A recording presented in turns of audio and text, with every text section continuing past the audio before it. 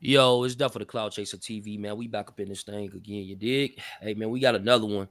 This one here, it's gonna break down some things, man. We got a special guest, Tommy Walker. Tommy Walker, if you can introduce yourself, let them know about what you do and also where they can find you. Okay.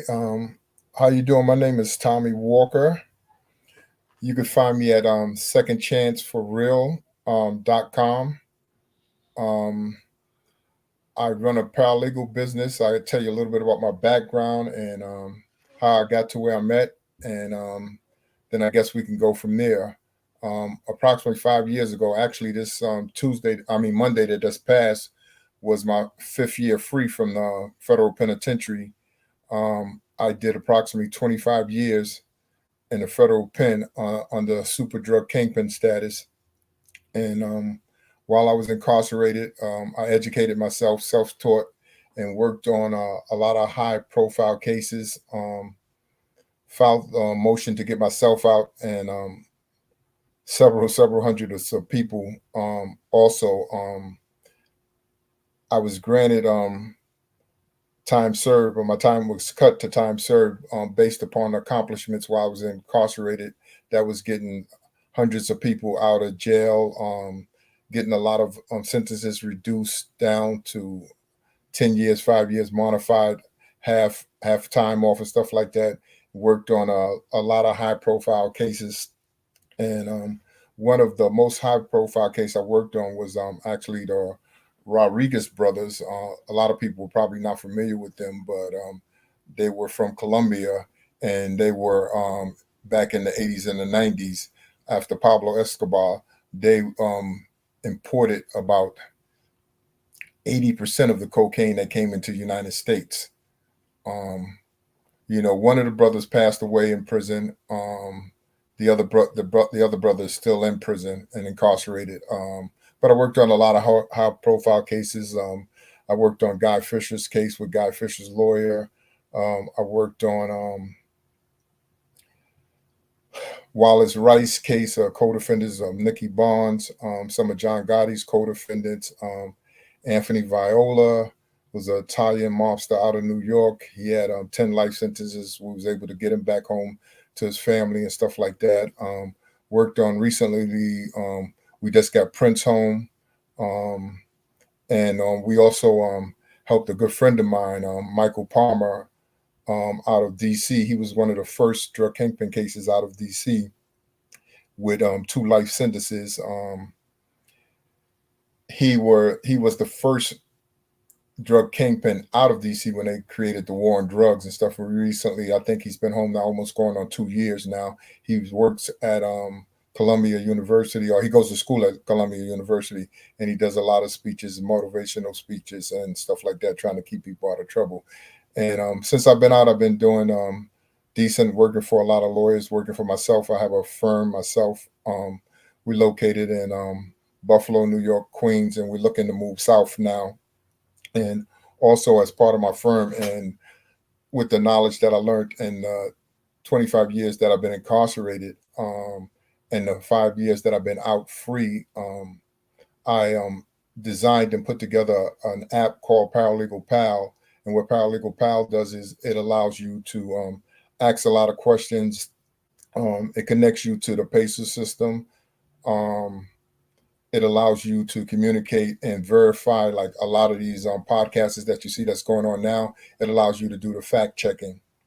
It also allows you to, if you get pulled over by the cops in the car, you can get on your phone and tell you and talk to Paralegal Pal, tell them what your situation is, and they give you some advice on your rights, what you're entitled to, what you should do, and how you should handle the situation, and so on. I don't know if I covered everything, but if there's any questions from No, anybody, I'm willing that to app answer. about the Paralegal Pal, that app is definitely phenomenal. And is it out to the masses already? Because I know No, like a not yet. beta version. Not yet. What I'm actually doing is I'm putting it out. If people go to my website, it's on my website. It's called Tommy Walker's original Paralegal Pal, and you can get on it and test it out for free until the first of the year. Then after the first of the year, it'd probably be a membership fee and stuff like that. For all of my clients that's on there, they'll have access to use it as long as they're a client, and they'll have access to also go to their docket sheet, see what's going on in the case, see what the status is on the case, and see what was actually filed in their case, see whether or not it's pending, see whether or not the judge ruled on it, or to get that you'll be able to get eventually your transcripts and stuff like that, and any documents that you need, legal documents, and so on. So let me ask you a question. So, a lot of people that they're starting to see a lot of kingpins come home. And I know through like the first act and a couple of more laws that have changed the reason why a lot of these guys are coming home. Can you speak on like the that act that was put in place and why a lot of these guys are coming home as far as the kingpins? Okay, a lot of these guys are coming home because the laws change. And in order to get a good understanding of it, I'm going to try to give you a breakdown on the law so people can understand it. Back then, when guys like me, Wallace Rice, Guy Fisher, Meek and them was going to jail, um, the government in these cases didn't have to prove drug quantity and drug type. And then, as most people know, and most people who have friends that's incarcerated, they know that you can get convicted of on a word of mouth. And the quantity and the type of drugs actually determine your sentence and what sentence you actually entitled to, whether or not you're facing a mandatory minimum sentence or a 10 to life or a 0 to 5 and so on. And in these cases, several years later, the Supreme Court determined that the standard or the criteria that they was using, which was the preponderance of the evidence to determine the drug quantity and the drug amount, would would be unconstitutional if we allowed the judges and the prosecutor to make that determination.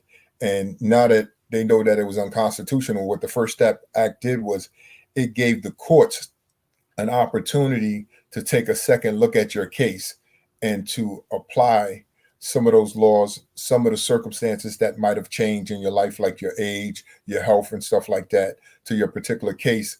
And based upon those factors, based upon your institutional record, the court or the judge can determine whether or not he wants to give you a second chance or not.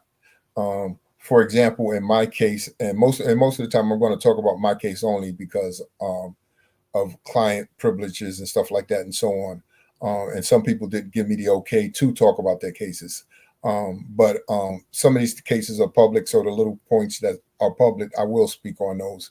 Um, in my case, what the judge looked at was he looked at my rehabilitation. He looked at the fact that I was working with the law department in USP Lewisburg. He also looked at the fact of the accomplishments that the amount of people that I help and assist get home.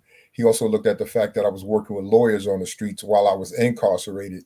And based upon my accomplishments and me getting my paralegal degree, based upon those accomplishments, he gave me time served, and he told me that I should continue this work while free on the streets, and that's what I'm doing now. I got you. And a lot of people, just to make it clear, who put this First Step Act in place? Was it Obama? Was it Trump? Who Well, who the first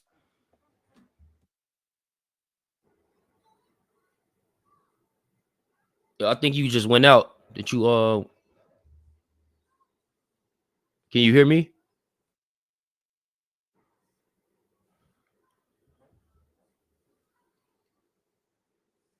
Hold on, you just went out. Hold on 1 second.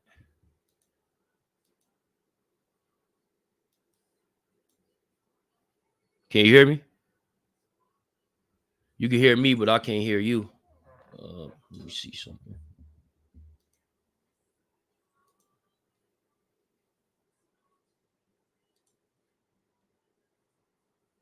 Yeah, I don't just happen. If you can go out and come back in. If you can go out and come back in.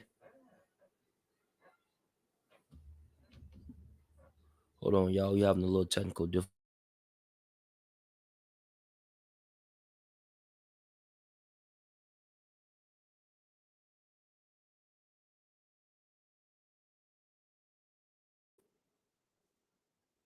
Yeah, y'all can't hear him.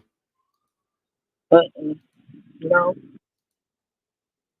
on 1 second. Yeah, we're gonna break some things down. He'll be right back. He just went to log go out and come back in. Hopefully that fixes everything. But y'all can hear me, right? So it's good. But yeah, we about to get to it because I know a lot of people want to know who put that law in place. Was it Obama or was it Trump? So we're gonna get to that. As well as we're gonna break down a couple of little things when it comes to Big Meech. Yo, no, we still can't hear you. Yeah, I wonder what happened.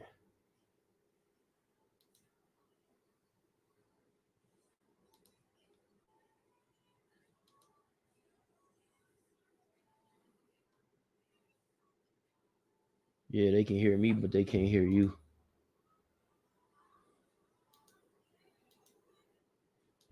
Man, I hate these damn programs. I think.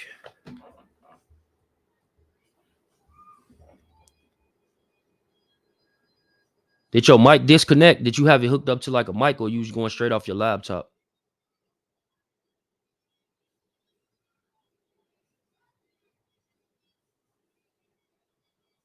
Yeah, his mic. I don't see it. Your mic ain't on mute. On my end, it ain't on mute.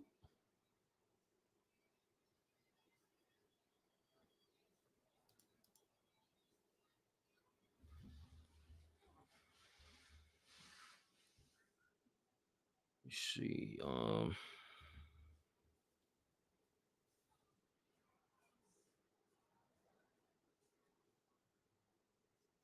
No, I still can't hear you. And I didn't reset my. I didn't reset mine. Let's see.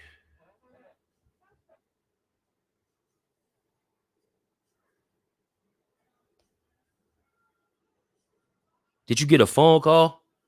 Well, you came in and came back out, so should have fixed it. No, I still can't. I still can't hear you, Tommy.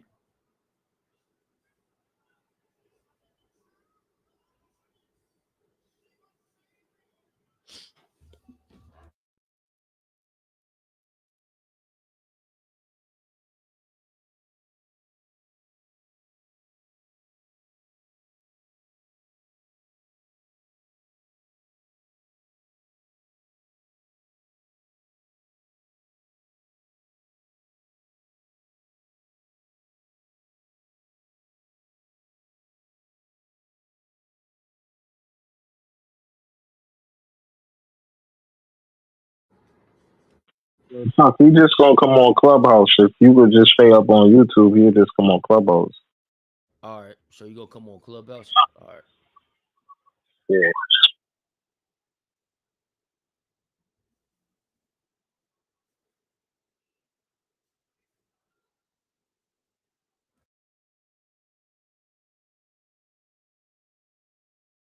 Did you send him the link?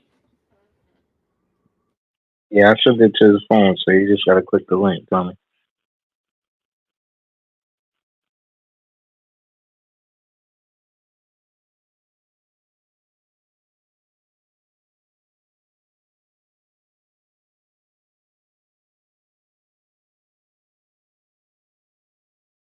Oh shit, he probably got it downloaded again. Probably not in his phone.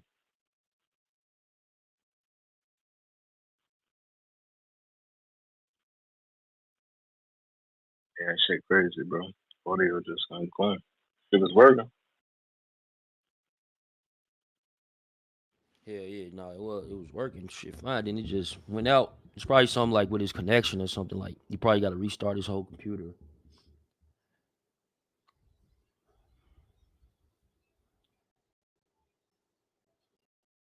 Yeah, that happens every once in a while.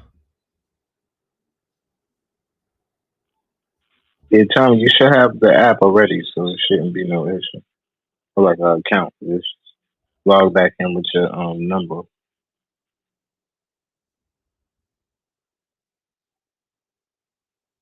Oh yeah, his phone.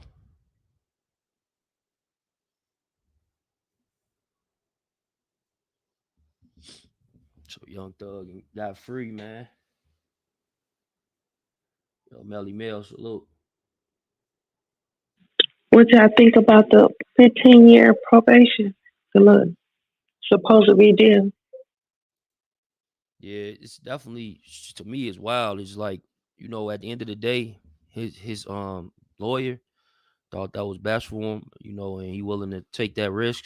I think that Young Thug definitely, if you want to say learn from mistakes, I think this is probably one of those situations. So I'm thinking he'll be able to handle it. He can come home, focus on music. He got a lot of friends in the music industry, as well as the simple fact, how the music industry work when it comes to somebody like him. Him standing tall, and he should come home welcomed. You know what I'm saying? A lot of people gonna want to work with him. He just came off an album actually since he been locked up in the past year. Features from Drake. He had two songs on there from Drake that was going up. So I'm pretty sure Drake's still behind him. Gunna, his artist, is definitely doing well. And we heard in court today when he asked if he was going to be able to even work with Gunna. So that's going to be dope to see, because I know a lot of people had a lot of speculation on if Thug thought that Gunna was a rat. Me personally, I said that the only person who can answer that question would be Young Thug. And shit, today we seen it clearly. I don't think he have issues with what Gunna did. You know. So you think that was a good deal for him to take? Well, I think that works for him. He about to get time served. I'm here. You know, so he'll come home pretty soon. And yo, Did he Hocus. get out today? Yeah, he got out today. Yo, Hocus, Okay. What up, bro? what's good, bro? Yo, we had to walk up here, but his mic just went out all of a sudden. So we got he gonna come in on Clubhouse, and we're gonna still be streaming. So right now we was just talking about while we get that done, Young Thug, and what you think about that though, bro? Like 15 years probation. You think that's a good thing? Like you think that's Yeah, I mean, he had a Rico facing life in prison, man. 15 years on probation, 20 years on probation. Any freedom beats any time in jail, any time in prison. So yeah, if you ask me, he beat the case. You know what I'm saying? yeah, He beat the Rico. Like, you know what I mean? He's home. You know what I mean? He was in it. He did 2.5 years, but he's home. He get to go home tonight. He get to go home and hug his mother, and kiss his girl, and sleep with a facts. woman, and eat some good food. Facts, and that's 100%. And I'm thinking that because of the way hip hop is and the way this case ended up turning around for him, I'm thinking that he's gonna be welcomed by hip hop. What you think? You think that Oh the yeah, industry's gonna welcome? he's gonna get a huge welcome from hip hop. You know what I mean? Especially Atlanta. They're gonna show him a lot of love out here. All the major artists, futures, and anybody you could think of, they're gonna definitely bless him and show him love. But as far as the culture goes, as far as the fans go, he's gonna be bigger than life. He just sat tall. Like, he just did something that's so rare these days, and it's crazy. It's something that's supposed to be regular, but it's rare. And he sat tall through a RICO trial, and also didn't take the first offer. Yesterday they were trying to get him probation. They wanted him to admit to all this stuff, and then Yeah, he had to say why sells a gang. So I'm still not doing that. Yeah, I'd rather take the negotiated plea and see if the judge will give me 100 years. All right. So the nigga just solid stood all the so way around. tall. You gotta salute him so much. Like, the nigga just stood tall, man. For Real real, shit. I'm thinking the same thing, bro. And like you said, that it's like it's rare these days, and even the fact that what you think about like how, all this time people been saying what they've been saying about Gunna. I said that me personally, just a blogger outside looking in, I'm thinking that the only person who could determine if Gunna was a rat would be Young Thug. And unfortunately we couldn't hear from him behind the wall speaking on something like that because of an ongoing case. But today in court, he made it clear and he wanted the judge to give him permission so that when he come home, he can work with Gunna. So what you think about that, bro? All the backlash they've been giving Gunna all these I, couple I of years. I think the backlash that Gunna was given was expected, and I don't think people was wrong for it though. I don't think people was wrong for it because the way he copped out and saying yes, ma'am, to it was a gang, yes, ma'am. People, I know of members of YSL who committed crimes. I mean, at the end of the day, us being street dudes, we were supposed to react the way we did. You know what I'm saying? We don't Yeah, know what agreement him and Thug had behind the wall, like you said. And if Thug told him like, yo, just go cop out, we don't know that. You know what I'm saying? So people responded the way they were supposed to, if you ask me. So I think I think he deserved the backlash when he got it, and I think now maybe he might deserve an apology. yeah, that absolutely. I think that he definitely. Hey, Tommy, we still can't hear. You can hear him, Hocus, on your end. No, I can't hear him. No. Yeah, it's something. Yo. Yeah, I seen you on mute up and then come off mute. I don't know. Like, you ever had this issue with StreamYards before? Like, well, guess like he came on, we were speaking, and then it just went mute, and it wasn't mute on his side, and we couldn't hear him no more. Maybe he got it mute on his computer. Make sure yeah, it's not mute on your computer. Make sure the sound is up. Uh, you know, My guy Chuck, I had this issue one time when they didn't want me talking about the topic I was on. Like they just shut that shit down. check your settings and check which microphone you're using. Are you using the computer microphone? Check your settings on your computer, Tommy Walker, and check the which microphone you're using. It could be something like that. It's just a technical issue. Yeah, they did. They definitely though, gave Gunna a hard time when it came to that, and even then, you in a sense you seen him stay solid. He shit went to make great music. Went on tour. Selling out. I think that album was one of the biggest albums of his career, believe it or not, and he still signed to YSL this whole time. Now, Young Thug father came out and tried to tell everybody, like, look, man, we don't consider that Gunna is a rat or a snake or for whatever he done. Gunna came home and it is what it is. And, you know, shit, we see how it played out, man. It's 2024. Young Thug is coming home. He should be home in a few hours. I'm not sure if did they have any. I don't think they had any stipulations when it came to social media, did they?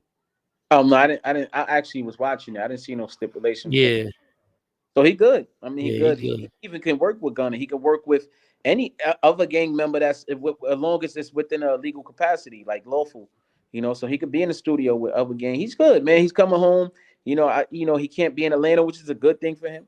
He can't be in Metro Atlanta. Like that's a great thing. You know what I'm saying? Like when I beat my case, you see, I don't live in New York no more. Who wants to Mm-hmm. stay in the city that try to put them away for the rest of their life? You know what I'm saying? So he's in a great position, man. He's gonna have the biggest contract he ever had in his life. And salute the Thug for standing tall. That's just how I feel about Right. it. And then you got guys like Lil Woody. He's came out and he put up "Thank You God." Like you think that he getting some type of redemption for what he did, even though he went on the stand and some people can say he could have been helping Young Thug and YSL versus like he's actually the one that they would say that kind of kicked this whole case off in the first place.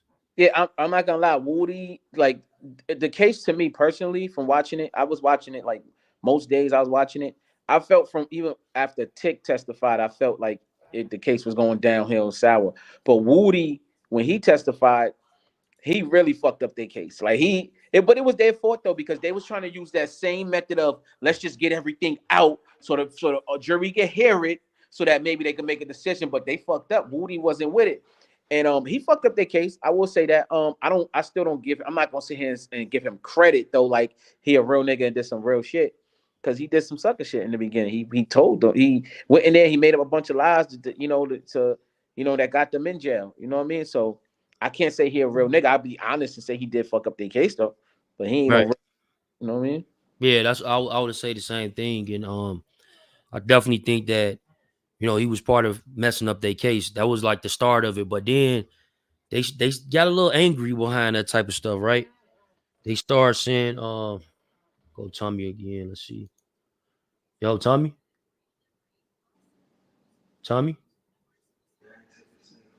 Still, nah, still can't hear you. maybe if he tried to sign in on his phone instead of the computer, Oh yeah, you couldn't do that. You got the link that came to your phone. because I'm on my phone.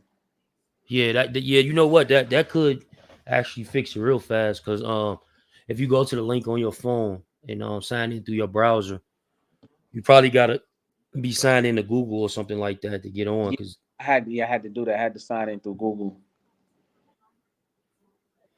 but yeah, man, that's crazy. But then, hey, Hogan, I know you seen this stuff that's happening with Lil Durk, and we actually gonna have Tommy speak on this. How the feds sometimes necessarily might not be putting the truth out there. When they're trying a case, it might not be always just so black and white what you see on paper. And like a lot of people will say, like, you feds, they hear the feds, you think of you cooked. They got all this information. And he was telling me earlier about a situation. And I definitely want him to get in tune with that. But what you think about it so far, bro? Like with the Lil Durk, you think Lil Durk got a chance of fighting this case and actually, being found not guilty? I definitely do, man. I just don't think you count nobody out.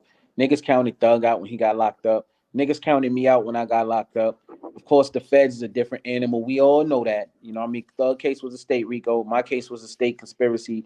So we know there is a difference. Okay, we can agree to that, but still, we have seen people beat federal cases, RICOs and indictments like this, where murder is involved. More so than them, we've seen people either cop out or blow trial. But I just say you don't count nobody out. You don't know what's gonna happen during the case. You don't know if a witness gonna die. You don't know if a witness gonna come out there and choke up and say, you know what, I lied.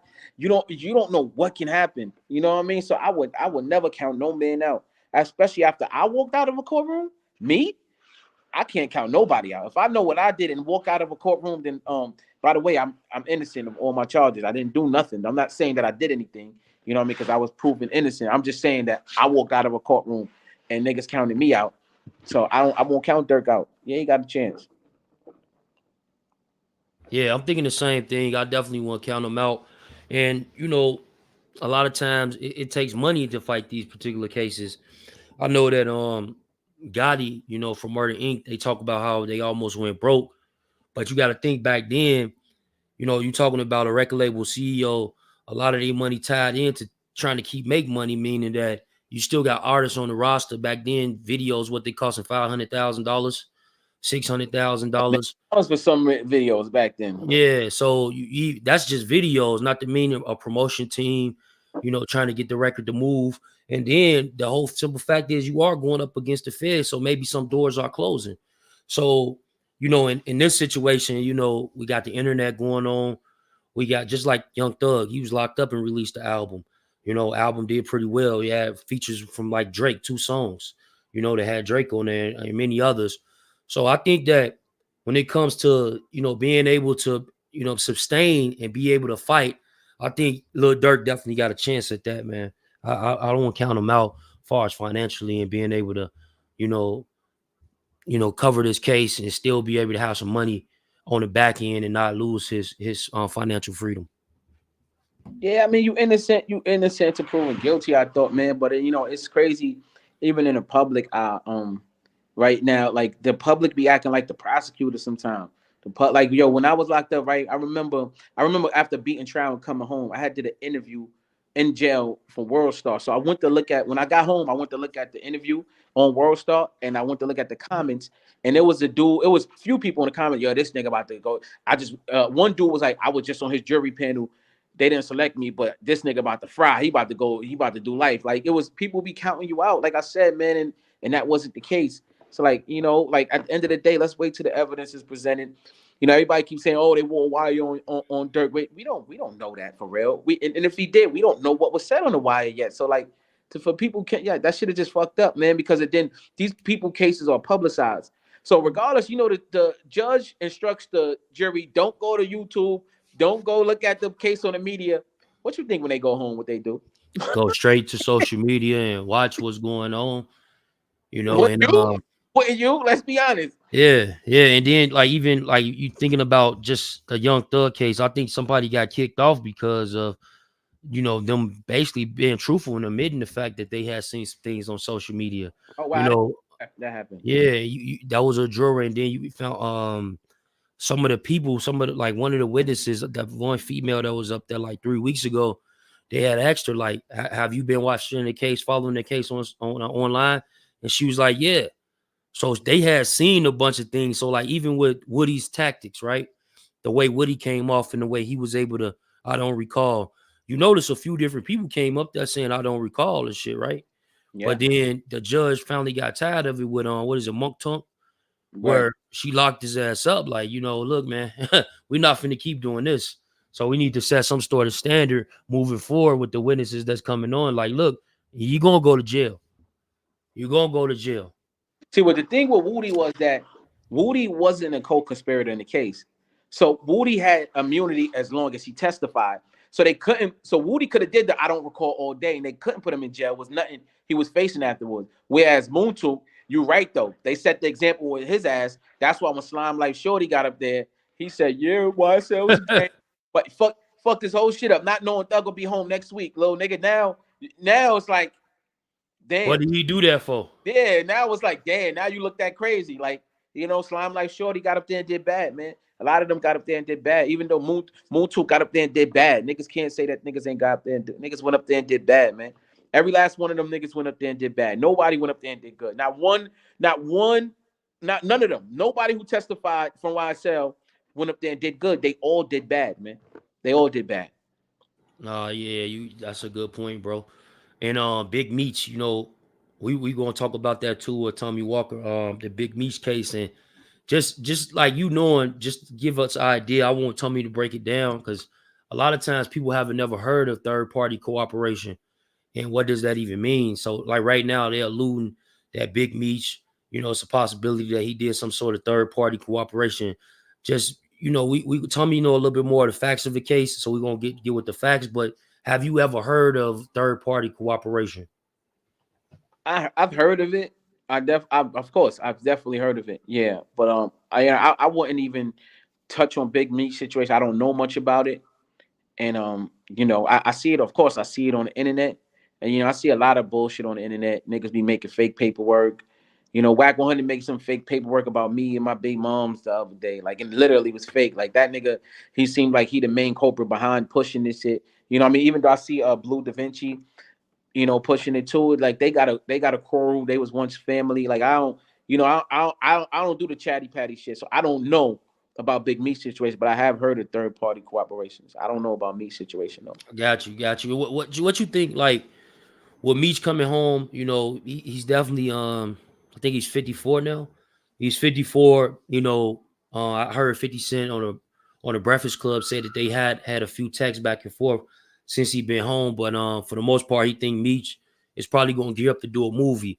Like, what you think Meech should do, bro? Coming home, of course, being gone for all them years, he want to get with family and friends and just get that love back in him.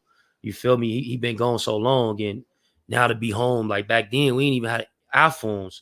You know what I'm saying? We was just the MySpace era or some shit. Barely, computer literate, a lot of people. So, just adjusting to society. But like far as him adjusting to what's going on now, you think a movie will be his best thing to do, far as, getting back out there? Yeah, I mean, why not make some millions off your life story, man? Something that you really lived. Somebody else gonna tell your story anyway.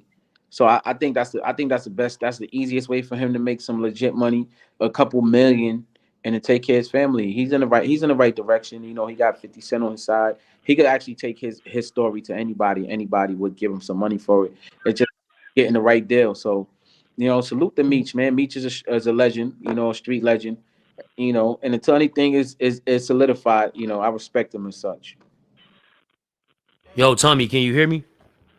He on Clubhouse. Should be able to hear him on. Can you hear me now? Yeah, we can hear you. Yeah, Salute. Got him back in the building. So Tommy, like one of the things that we wanted you to speak on today, if you can, is basically I want you to speak on the snitch thing, like the difference between a CI, a snitch, like what does that mean inside of can you hear me? Yeah, Yeah, we can hear you. yeah, he We on can hear you. Tommy, you gotta hit that mute button when you're coming off. he on When you mute. talking. Okay, can you hear me now? Yeah. I don't know if not sure if Okay. you heard me, but what does that mean, bro? The difference. Okay. Well, first of all, there's a difference between a snitch and an informant, and a lot of people don't understand that, and they don't really understand the definition of snitching in itself. Okay. Snitching is usually when you're giving up information when you looking for something in return, something of value, whether it's money, whether it's a time cut, a reduction in the sentence, and so on. The difference between a confidential informant and a snitch is somebody who just gives up information for nothing and tells what he sees and what he witnesses. A confidential informant is usually somebody who works with the government and they're working up under a contract for the government and the certain guidelines that they have to abide by, and so on. Okay, and like I said, you have different categories of snitching, and one of the biggest problems in the federal system with snitching is most people misunderstand it. Most people they don't comprehend it, and it's the same with the people that's in the streets. I've been, like I said, working on legal cases for over 30 years now, and I give you two examples. I'd like to give you two examples so you can understand snitching. Friend out of New York, they committed some murders in New York. They ran to South Carolina to run away, to sell drugs and stuff like that, to live on the land and stuff, because things was getting hot in New York. The feds end up going down, finding out that they was in South Carolina, caught up with the guys. One guy was on the run. They didn't catch him. His best friend, when he realized his friend was on the run, he thought he was doing the right thing. So what he did was, most of the guys took a plea, and he pled guilty, and he pled guilty to committing the murders that his friend committed, because his friend was out. So he figured that if he covered his friend, if he communicated with the feds, told the feds what was going on, that his friend would look out for him while he's incarcerated. Nonetheless, they caught his friend about 6 months later, and his friend told about the murders that he committed. And once the feds looked at the evidence and the facts, they said, "Hey, you didn't commit these murders. You lied to us. Your friend committed these murders. He knows about it." And at the end of the day, he did that to protect his friend, and it ended up backfiring against him. And once he got into the federal system, then he was labeled as a snitch. You know what I'm saying? And it was hard. It was hard for him to move around. He had to worry about his safety and stuff like that. He had to spend half of his time in PC, all because of the misunderstanding and the purpose for it. The second case was an individual out of Syracuse, New York. What he did was, they had 40-something thousand wiretaps or something like that against him and his friend through a 10-year investigation of a RICO charge. He realized he was caught. He realized his mother was caught up in the mix too.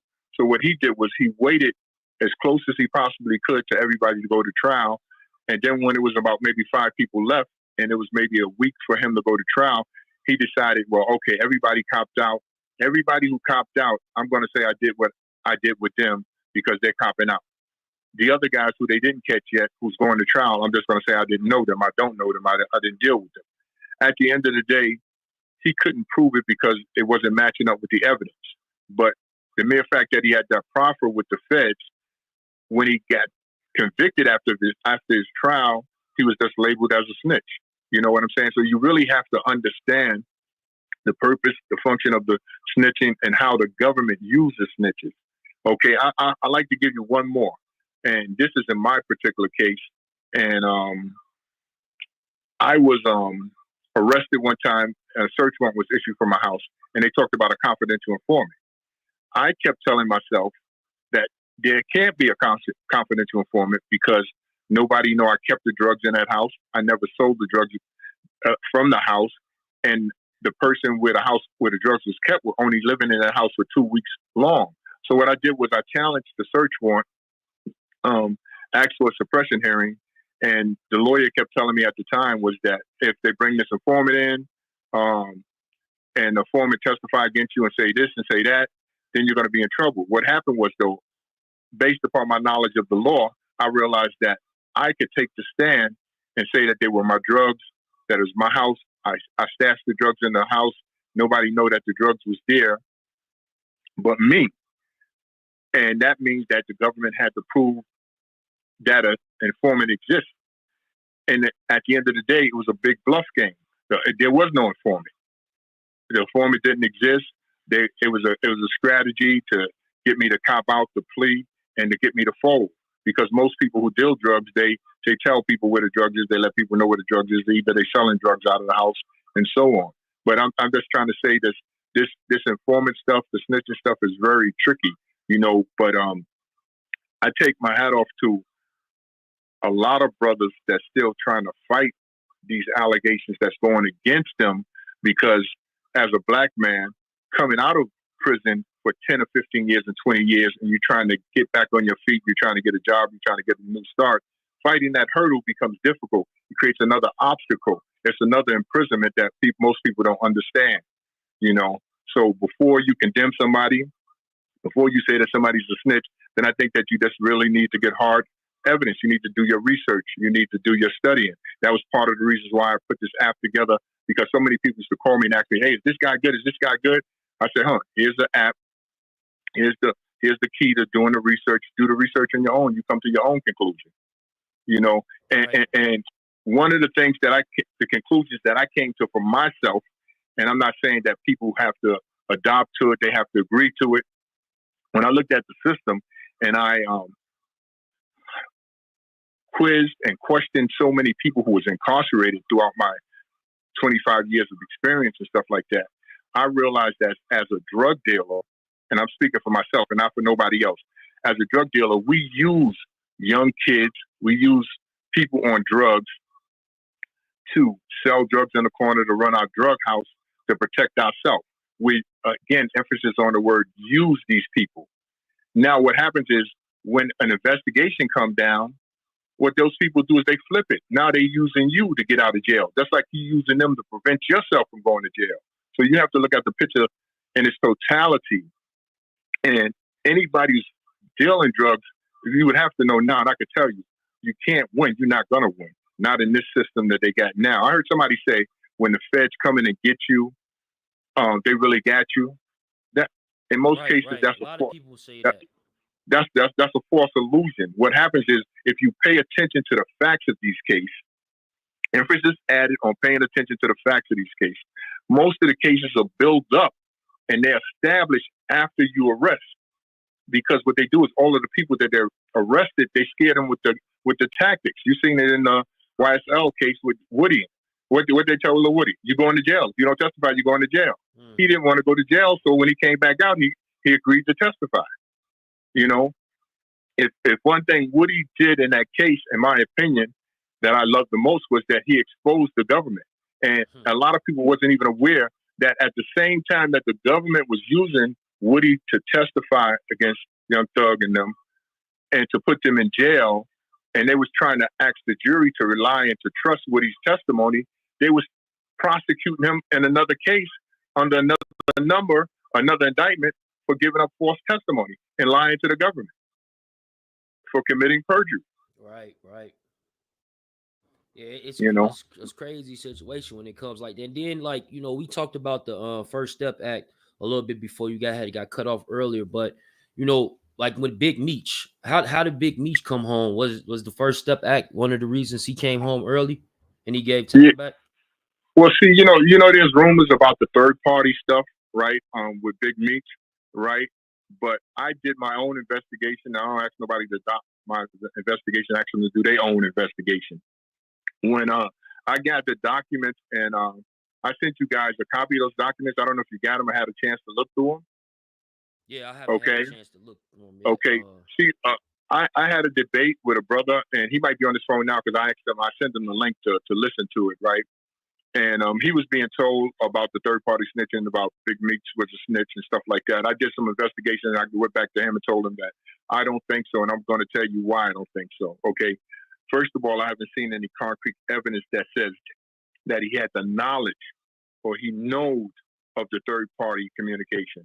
That doesn't mean that he don't know. I don't know, nor do I care, to be honest with you. Okay. But I do know that what got him home was these facts. Big Meech was actually indicted for 848A and 848B. That's super drug kingpin status. But what the government did in his actual indictment, they charged him for the lesser crime of 848. That's the drug kingpin status. Then they charged him with the B. But when he pled guilty, a lot of people don't realize the B that supported the mandatory life went out the window. It came off the table, like most pleas. You guys are familiar with that. Person plead guilty to the lesser charge. Right. That plea put him in the sentencing range based upon the facts of his case of a 360 to life. Okay. And that's how he ended up with the 30 years. He got a couple of reductions based upon that First Step Act that you were talking about. Okay. Then they came out with another amendment last year, which was 821, that gave you a reduction of your sentence based upon points that you had. That is the motion that Meek's attorney filed for him. And that's the motion if you look at the documents that I sent you, the government conceded that Meech was eligible for that motion and that he was entitled to a reduction in the sentence. So therefore, the court granted the motion, and that reduced his sentence and knocked off the last little few years that he had. And actually, to be honest with you, if you understand the definition of house arrest that he's on, it's almost the same as being in prison, but you're in prison within your house. So even though we're using the word he's released because he's home with his family, which is a beautiful thing, he's actually not released up under those strict criteria, And you think that's like, in a sense, is that's still a good thing though, right? Because he is home with his family versus No, that's a beautiful thing that he's home with his family. Okay. The thing is that we have a brother here, right? And I don't know, okay, who could be labeled as a snitch easy based upon a person's opinion. But in most cases, these opinions are based upon a limited amount of facts that they hold about the case and the scenarios. A lot of times these opinions are based upon a person misunderstanding and comprehension of the law, the elements, the facts, and so on. Like most people, like I said again in the beginning, if you talk to them, they don't even know the difference between a confidential informant and a snitch. To them, it's all the same. It's all in one. You know what I'm saying? In most cases, if you want my opinion on what the biggest snitch is that's out there, is yourself. And what I mean by that is it's the friends that you gather, that you accept, the information that you give them, that's what's been used against you later on. Okay? One of the biggest tools that we have that snitches on ourselves is our phones. Our phones, they dictate where you at, how long you've been there, who you're talking to, what you're talking about. It's just so much, so many people is convicted now based upon their rap lyrics, the videos that they given out, their phones. You see the situation that happened with Keefe D. Right. Who's the snitch on Keefe D? Shit, he did most of his own talking. And that's what happened. Like when you go back to the Fifth Amendment, and I know most of y'all know what the Fifth Amendment is, you have the right to remain silent. Anything, emphasis added, can and will be used against you. That means one thing. My definition, shut the fuck up. It's that simple. Once you go to talking and you start to having what they call proffers, then you open yourself up for things to be used against you. But the feds play very dirty. And again, in most cases, and I'm just going to use my case for an example, so that if you guys have any questions, you guys can ask, right? I was convicted and I had 17 co-conspirators. Half of them I didn't even know. And all of the people that testified against me, emphasis added, listen to this carefully, all of the people that testified against me was people that was arrested with me and after me. So where was their case prior to me getting convicted? Right. The case didn't exist. The case was created through the threat and the intimidation of sending people to jail. And people would create stories. People would make up stories. If you look up my case, and my case is under United States versus Tommy Walker, 95 CR 101. You'll see I had an argument in there. And the argument was because they charged me with running the criminal enterprise, and I was being alleged as one of the biggest upstate New York drug dealers that ever came through the state of New York. And they had me running a criminal enterprise from 91 to 95, a criminal enterprise that I designed and I created. However, what everybody overlooked, what the government overlooked, and what the people who testified against me, the informants and credible witnesses and stuff like that, was that I was incarcerated from 89 to 94. Or 94, 93, I can't remember exactly. So I was in jail most of those years. So who ran the organization? Who supervised the organization? Who created the organization? It was an organization that was made up through false testimony and stuff at trial. So I'm just saying, the system is hard to get. It's hard to defeat, and if you pay attention to what's going on factually wise, and I don't want to talk too much. I want to take some questions. What the system is starting to do in this now is they're starting to use the RICO for all of our artists, all of our people that's making money, all of the entertainers. You understand what I'm saying? Because before we were making the money, we were becoming rich back in Nicky Barnes' day, the Guy Fisher days, the Meech days, through drug money. Now what's happening is we turning the drug money into the music business, and now what they're doing is they're going to destroy it into the music business. Right. Go ahead. I'll take some questions though if you want. If anybody has any questions. I got a quick question right now with Young Thug. Since he took this plea deal, and we realized that a lot of people took plea deals in this case where we crucify Gunna for taking this plea deal and all of these things like that, right? So Young Thug just took a plea deal. You think later on that it's gonna be that Young Thug basically had to implement other individuals which he conspired with, that's gonna basically say Young Thug told, you know what I'm saying? Like, in order to take this plea deal? That's my question to you, bro. No, you're probably gonna have a lot of people talk about that and bring that up, but I think Young Thug showed through his character that that's not him. Okay, I think the plea deal in their case was the fact that when you look at and you understand the procedural errors, the constitutional errors that occurred in this case, the government would be taking a big gamble by not offering him a decent plea. Okay, I think the plea deal puts everybody in a win-win situation. Okay, and they don't want to mess with this case. It's costing them too much time. It's costing them too much money. The prosecutor has made a lot of mistakes that definitely, in my mind, I think is appealable issues, and that he would get a new trial for. You understand what I'm saying? And that was the situation there. I don't think the plea deal was because of him being guilty. The case, in my opinion, still hasn't been proven against him.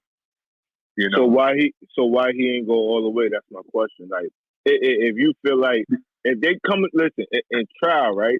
If they at the 2-3 years, we're going to say like 2 years or 1.5 years that they coming up with plea offers, why take the plea deal and now just go all the way when you could just get, you know what I'm saying? Like that's the win. That's the win right there. If you can go all the way and beat these people and not people celebrating the fact that Young Thug is coming home, but he also took a plea deal, which we don't know what that plea deal implement. You know what I'm saying? Should I say something? Sure. Could I answer that question first, though? Could I answer that question? Please, Tommy, answer that real quick, bro. Then we can go on. The difference is, right, that it might not be a win to you, but it might be a win to him and his family to get him back home, to get this matter behind them, and so that they can move on with their life. That doesn't mean that he committed the crime, nor does that mean that he did the crime. He's also losing money, man, unbelievable money. The longer this case take place, if he gets a mistrial and the government decides to appeal him, who wants to go through this again with their family? That's the reason I think that is done. Oh yeah. Hey, you took a bet too. Oh, go ahead, Jake. Should I say something? Check this out, right? You know what I think? I'm telling you what I really think, right? Well, because I've been around a lot of people. They had or whatever, but they cop out. You know why they cop out?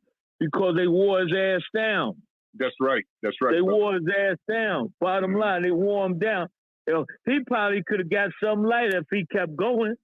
They gave that nigga 25 years or 15 years probation. Nigga, what kind of shit is that? Niggas in New York City don't take no probation or parole like that. That shit is weird. And this is my point. Yeah. Wait, Busy. Hold on real quick. Busy. I don't want to cut you off, bro. I'm sorry. Yo, hey, Tommy, just on that point of what you're saying. So look, I had a little debate with Chuck stating that. So if Durk had that case dismissed, could he sue the state of Georgia? No, he can't sue the state of Georgia. In order for him to I'm not talking about the plea deal. In order for him to sue the state of Georgia, he would have to show that the prosecutors and them acted in bad faith. And you can't do that when you have all of those people who cop out. See, like, let me give you something with the definition of conspiracy. Conspiracy is an unlawful act or an attempted lawful act of two people agreeing, right, emphasis added, to commit a crime. Doesn't mean you have to commit the crime. You understand what I'm saying? Now, when the government comes in a neighborhood, right, and I'm just going to give you an example, and they arrest 20 people and 2 people cop out, you know what happened when those 2 people copped out? Those 2 people just agreed that a conspiracy exists, regardless of what anybody said.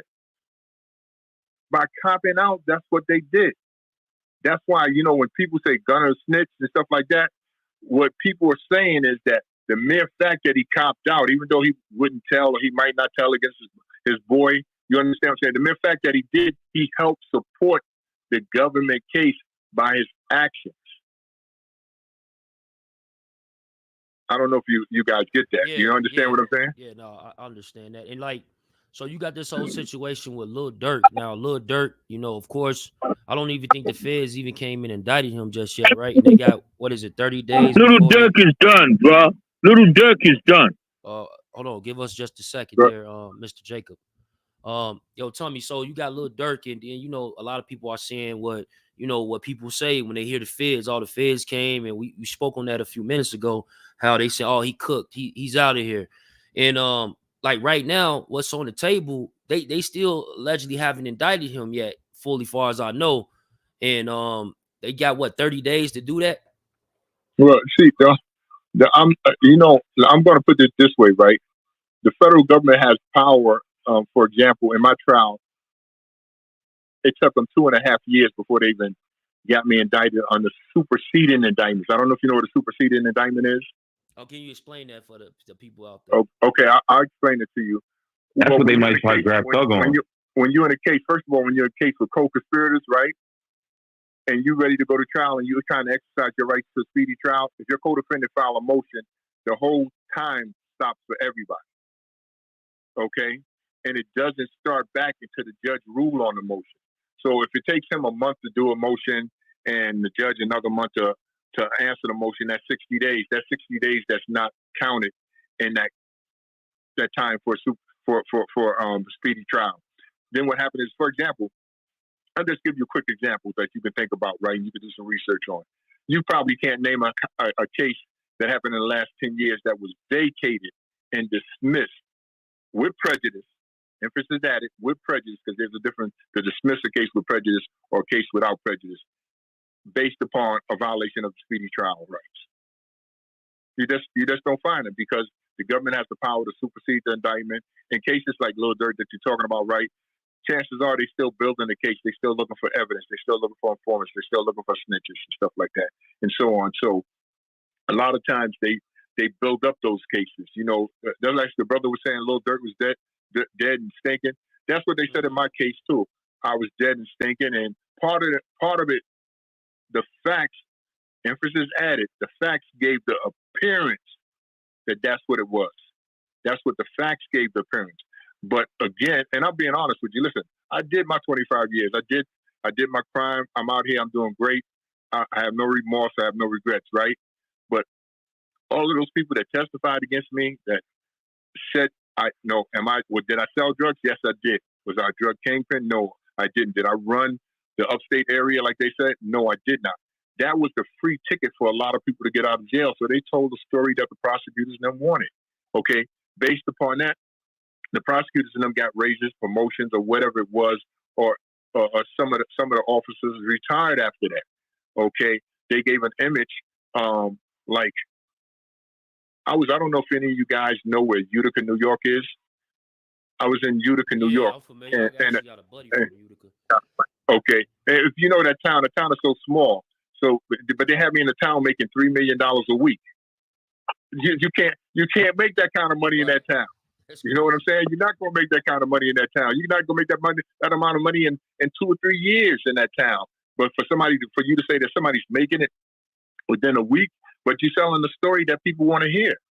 You know what I'm saying? The government's pushing a case that they protect in the neighborhood.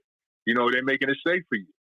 Right. You know? Right. And then, like, even with the whole Diddy situation. Like a lot of times, like what you were saying, that they building the cases, they, as the case go along. And with Diddy, it seemed like that's what's taking place. Like the more people that's coming out, that's filing lawsuits, is more people they're grabbing, and like now you're gonna be a witness on this federal indictment. Is that what's taking place? Yeah, that's part of what's taking place. You know what I'm saying? The other part is that this has nothing to do with what Diddy did and what Diddy did not do. Okay. Again, some of these people, again, in the drug game, Nicky Barnes and them, Guy Fisher and them, they were too big. They were making too much money. When you're making money like that, it's hard to control. P. Diddy, most of the people. Did I say something? Sure. May I say something? Check this out, right? Like, Nicky Barnes, all them niggas, they was getting money, man. I'm from Harlem. I done fuck with Nicky Barnes, a lot of them niggas, right? Right. One, you know how they got busted? One motherfucker sold something for agent. In Nicky Barnes' case. Mm-hmm. Then a lot of times, like a lot of times, right? They got that nigga Durk on recordings. Nigga wiretapped him 5 years. His man. We don't know that facts though, bro. I just but see, let me say that is fact. Let me say something about those facts. See again, and this is and please listen to me carefully, right? Sometimes those facts are illusions. Okay, they're not true. I picked up the phone. They wanted to use a phone call or wire, right? They had my phone top wire. No evidence that was used against me in trial, right? But in that phone call, I told somebody, listen, man, I'm busy. Can you go by the cleaners and pick up my pants for me? Okay. They had an informant came in and testified and converted that to say that meant he was saying go pick up 2 kilos for him. How do you dispute that? You can't dispute that. But it sounds, from some people in the street, it sounds realistic. It sounds like, oh, there's a possibility. He is dealing drugs. That's probably what that meant. And so you really can't defend that. Sometimes the only way you can defend a lie like that is you have to lie to defend a lie. That's a fact. They would hit you with ghost weight. You heard, Tommy? Yeah, no, don't that's know what about they ghost do. weight. Listen, that's what they do. That's why all these guys who have these life sentences and stuff like that, and those mandatory sentences back then, it was all ghost drugs. Listen, they did not catch me with one cell. No cells. But again, and listen to this, right? Again, you can see it up under my case, United States versus Walker, for verification for anybody, right? They convicted me to a life sentence. And at the time where I was being arraigned, I was trying to get a bail. This is how tricky the feds is, right? And I told the judge, listen, I just came off of attempted murder charges. I was out on bail. I didn't run. Why are you holding me on a bail of this? Nobody caught me with possession of a drugs, emphasis added. Nobody caught me with possession of a drugs. Nobody caught me with selling of a drugs. And so he said, well, Mr. Walker, in this particular case, you're facing a life sentence. And I said, Your Honor, how am I facing a life sentence if nobody caught me with drugs? He says, well, it's a lot about the criminal justice system you just don't understand. One of the reasons I went to school and studied to understand it. But I said, I'm reading the statute, and what determines whether or not I'm facing life or not is the quantity of drugs and the amount of drugs. But you don't have drugs. So how could that be possible? And so he said, well, we're going to prove that at sentencing. Listen to what I'm saying. If you're going to prove it at sentencing and nobody has testified and nobody has produced the evidence again, then how do you hold me without the possibility of jail? You see the manipulation in that strategy? Yeah, I'm hearing what you're saying, right? But you know what? I've been around a lot of cases, right? You know, motherfuckers don't catch a nigga with drugs. Just the conspiracy alone, when they break that conspiracy down, that's right. What you could have did, how many niggas you could have got killed in the process of making that. They don't need no drugs to try to do that shit. And the RICO law was invented for the Italians, not for nobody black. Mm-hmm. That was invented for the Italians. But you don't got to get caught with no drugs. The gold. to jail for life. Let me add on to that. That's a very good point. That's a very good point that you bring up. What a lot of people don't understand is that you have a person that gets caught and they facing like 10 years, 5 years, and all of that relevant conduct. They call it relevant conduct, uncharged conduct, is what the judge add up and what the prosecutor add up at sentencing, and that's what gives you the life sentence. For sure. And what was that? Like you gotta read that conspiracy shit. That shit entails with a lot of shit. And Walker tell you, I've been jail upstate a long time, been to the feds, all that shit. For real. Hey Chuck, I was just real quick, not to cut nobody off. I was gonna say one thing. I wanted to speak to what the brother said earlier. What they'll do is they'll bring in a so-called expert to interpret your language as to what they want to construct it to. Right. Right. You got it. That's exactly what they do. See, they manipulate the trial. See, the trials are manipulation. People read the newspaper, people hear the news, and then they tell you what they think or the appearance, whatever the government presented to you is actually what it is, but it's not. And going back to what you said about the drugs, all right, you know how many cases that I just had overturned on the fact that people was doing a life sentence? Listen to me carefully. A life sentence where they got caught with enough drugs to carry 3 years or even 10 years in some cases, but there was a cross-reference to a first-degree murder that they was never charged with or convicted of. But the government felt that because the murder occurred in the furtherance of the conspiracy, that the court had the right and authority to hold that person accountable for that particular murder. So you're in jail now and you're doing time for murder when you're actually charged with drugs. And the max that the drug count might carry is 10 years. And another thing I want to ask you, Tommy, as far as like proffers, like when someone is offered a proffer, like I know they got a factual proffer and they got the other proffer. Are these things good in any situation? Like when it comes to the feds, the federal system? Well, see, it depends on your circumstances. Every case is different. For example, some people might want to go to a proffer just to hear and see what's going on in the case. Okay. But I believe in like most of the Italian mobsters, like I said, I worked on a lot of high profile Italian cases. In their book and in their eyes, that they believe that if anybody goes to a proffer, anybody sits down with the government, a prosecutor, or law enforcement officers, that's considered to them being snitching. Got you. And then like when you hear about these DD5s, is that similar to a proffer or no? See, or something? I'm glad you brought that up because here's the catch with this. Here's how those things work, and a lot of people don't even know about them, right? If you read them, and most people don't know about them until they get to trial, but you have such a small percentage of people that go to trial on that. You got those, and you got they call them the D6 forms and 502 forms. Okay, what they do is when people giving proffers or people sitting down and they talking to the feds, and what they do is they sit back in the background, they listen to you talk, and they don't even write nothing down while you're there. What they do is once you leave and the meeting is over, they put together these forms. And in these forms, they state on a certain day that we're going to just say the prosecutor. The prosecutor talked to CI1 and CI1 gave the following information. Okay. And then what they'll do is they have an agent. Usually it's a lead agent that sits in a room as a witness. He'll sign it as a witness that this is what they heard you say, right? But when you gave that proffer, listen to me carefully, when you gave that proffer, you didn't sign any statements, you didn't give any statements, written statements, typed statements, or signature statements. And this is why you have so many people arguing, hey, I never gave them a statement. And what they do at your trial or in your pretrial motions, they present those statements against you. Then when you get to trial and you try to fight them and you try to argue them and you try to say it's inconsistency. That's not what he's saying. He didn't say this in his 306 form, or he didn't say this in his 502 form, his 5B.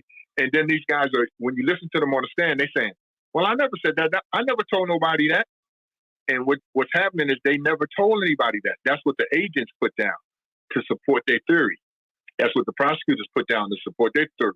And then now it becomes difficult for you as a defendant to challenge it, or your lawyer to challenge it, because it's not a sworn affidavit.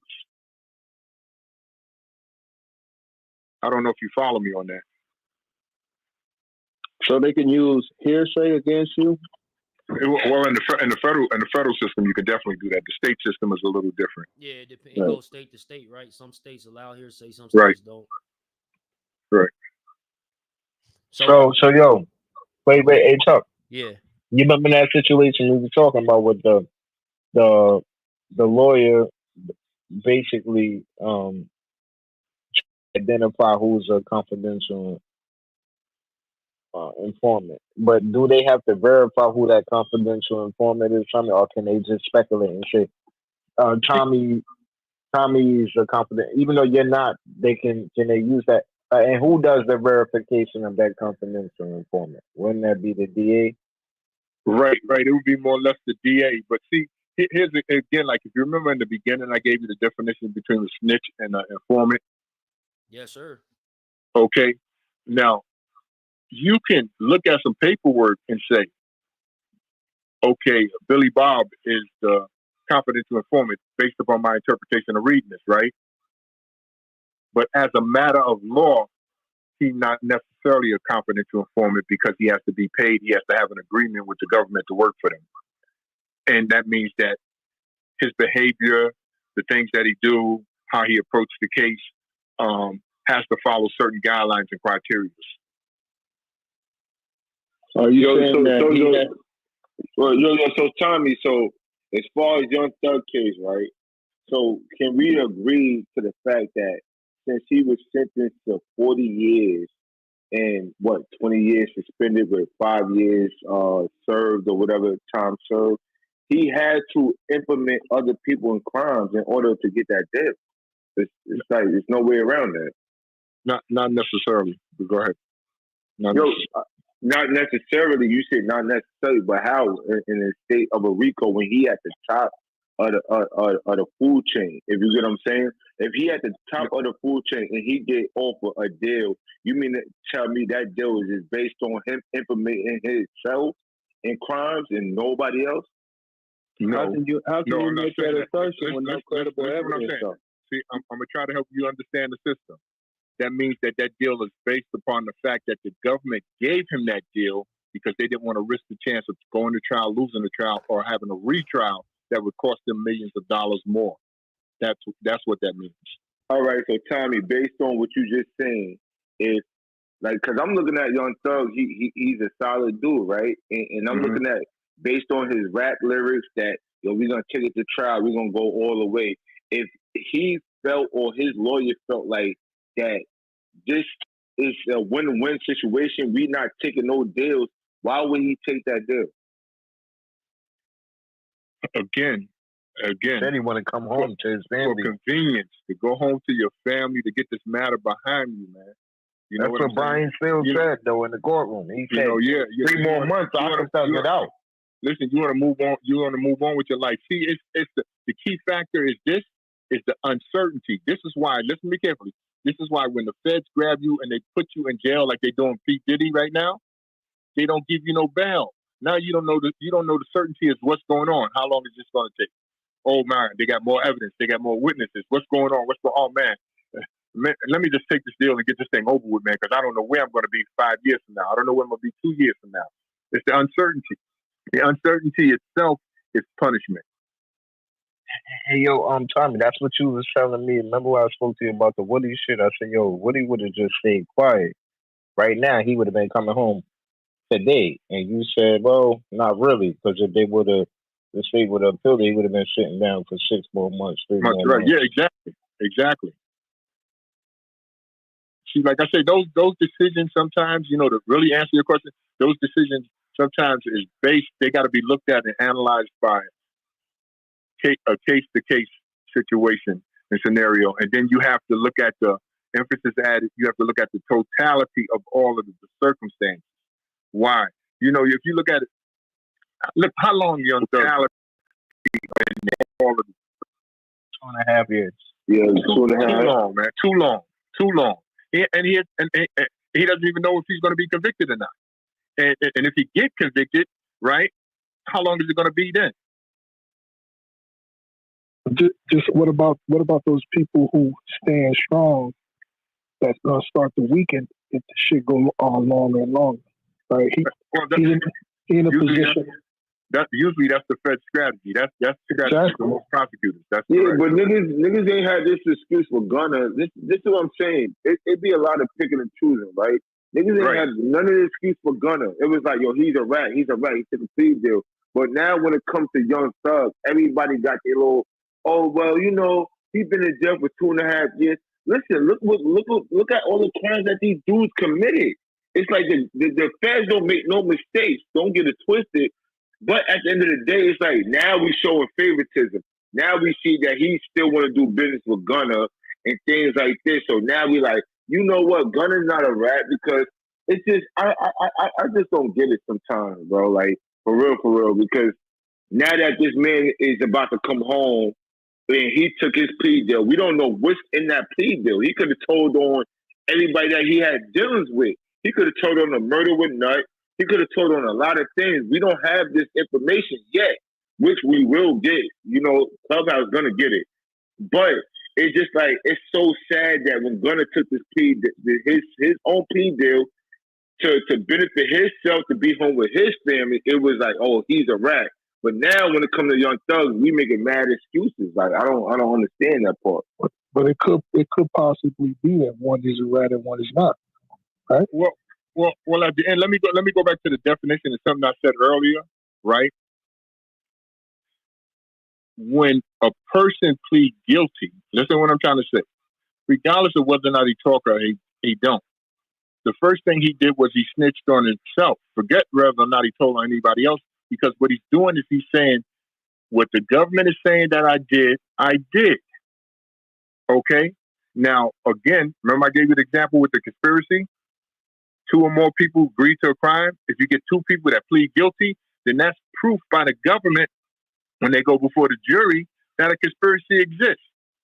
In other words, they're saying you taking the case to trial saying that a conspiracy don't exist, but you got 2 co-defendants that you know very well that pled guilty saying that a conspiracy do exist. So you just proved the point. So when Young Thug took that plea deal, when this conspiracy, RICO, however you want to call it, he had to implement somebody else, which makes him a snitch. You're on point with this is what I'm saying. I'm not saying a snitch. I don't want to use the word snitch, but when you do that, you indirectly tell or support what the theory is. Listen, I'm gonna give you an example. I'll give you an example of what happened in my case with 2 of my co-defendants. Right, they got pulled over by the state troopers coming from New York and stuff. This is also in my case, man. Walker. It's in the Fed sub books. Okay, and the cop pulled the guys over. The first thing the cop did separate them. To get the inconsistent stories. That's the game. Okay, and they said, "You guys don't mind if we search the car?" Both, man, no, I don't care, man. Do what you got to do, man. Go ahead. Cops searched the car. They found a kilo of cocaine and a white jacket in the trunk of the car, right? So the cops come out. The cop says, "Whose jacket is this?" One guy says right away, without mentioning his name, one guy says right away, "I don't know. It ain't mine. I got my jacket on." And the other guy doesn't have a jacket on. So did he snitch? Yeah, indirectly. And that's what I'm saying. So we do it indirectly. That's why I said when I gave my definition of the 3 biggest snitches, you know what I'm saying? That's basically yourself, your phone, and your friends and people that you hang out with. Yeah, but somebody could sign a plea bargain where they're just it doesn't implicate other people. Nah, it's different when it comes to conspiracy and all of that shit, bro. Listen what you're saying. Hey, busy. Let Tommy answer. It's not that the plea agreement implicates other people. What you're doing is you're saying if your plea says, listen to me carefully, if your plea says, I, Tommy Walker, conspired with others known and unknown to conspire to sell drugs, and I pled guilty to that indictment, and they pick somebody else who might later on be an unknown, then I'm saying I agreed with that dude to sell drugs. I didn't have to implicate him. I didn't have to say his name. Yeah, but couldn't someone sign a plea bargain that only implicates them? Right? It doesn't has nothing to do with anyone else. They're not saying let me tell you about the manipulation, and that's a good question, though. That's a very good question. You could sign a plea agreement that only implicates your actions and what you did, right? But as part of that plea agreement, which is overlooked by most people, and this is why I say it gives the appearance that this is what his plea agreement said, this is what he did. But as part of that plea agreement, you're pleading guilty to the indictment. Yeah. Okay. So in the feds, you have to kind of like tell. So the plea bargains are different, right? Some plea bargains you got to tell everything that you was involved with, or the contract between you and the government is non-void. But that's not like that in the states. The states don't have. Not all states have those types of plea agreements. But the feds, right? Mm-hmm. If they find out later on, and you know this, if they find out later on that you did something that you didn't confess to, right? Because a part of that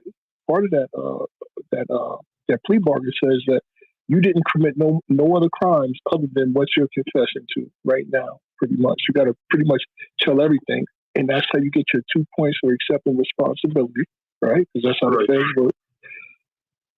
In the state, the plea bargains don't all like it. It doesn't have to say that I'm confessing to every single thing I've ever done within this period of time that this conspiracy or anything was taking place. I'm just saying that on this particular case, I did this, and that's it. Right. No, you're correct. One of the things you said there that's very key and that's overlooked by a lot of people was when you mentioned the word contract. Okay.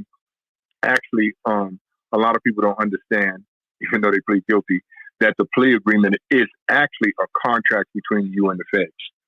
You understand what I'm saying? And when I say that, what they overlook is that because it's a contract, you don't have to agree with everything in there. You can cross that out, or ask that it be modified or amended, you know. And most people don't do that. They just go, because their lawyers tell them it's more convenient. Let's go with what the government say. That's okay. It's cool. You can deal with that. You can deal with that. Yeah, bro. I went to trial one time, and I pretty much made my own agreement. They asked me what I wanted, and that's the way it should be. That's the way it should be. And then, but when I was in the feds, it was completely different. Right. You know did you have co-defendants? Not in the feds. In the state, I did. That's the big difference when you talk about RICO and co-conspirators. It's different, bro. It's different. It's different. You know what else is different in the feds with that, when you deal with that, when you put that combination together, that you could plead guilty. Listen to what I'm saying, and plead guilty to this and that. But when your co-defendants plead guilty to this and that, and your co-defendant, you might say you didn't have the gun, you didn't know nothing about the gun. But if you had a co-defendant say he's seen it at your house one time, you're going to get a 2-point enhancement for that. You're right. Yo, and that's my point. My little cousin, he got 10 years in the feds for ghost weight. They never found no drugs on him.